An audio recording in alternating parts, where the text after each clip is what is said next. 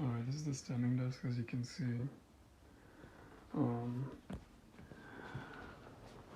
So right here we have the up button, down button, level 1, 2, and 3. I'm not sure what this is, I should read the instructions, but I think that's probably like your comfort or where you want it to stay.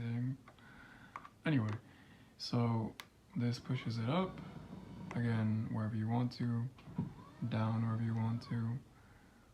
We'll go to level 3. And so it'll move all the way to level 3, which is the highest setting that it has. Again, you can probably go higher depending on the up button, but I'm about 5'7", so the phone is like up to my arm, so it's about pretty high up. And again, I'm pretty sure you can go higher. Oh no, it looks like the 122 is the highest it can go. So I'm gonna go put it back to 1. So I do like the desk.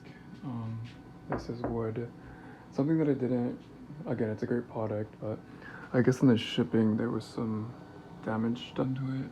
Had some bit of paint on some parts of the cable. You can probably see it down there too. And then over here, the desk is a bit chipped, but it's in the back, so I'm not really mindful of it. But other than that, it's a great desk. It's kind of a hassle, not of a hassle. It's kind of time consuming to build the whole thing. I kind of got mixed up with the instructions, so just be sure you're putting everything where it goes. And then to show you how it works, it has a little bar right there that goes right across.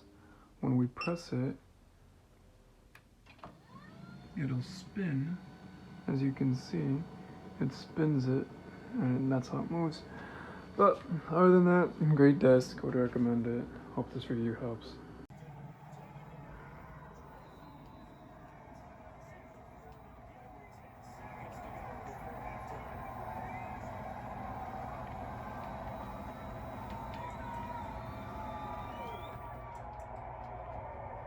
So on second down, the field goal unit is on here as they try to get 3.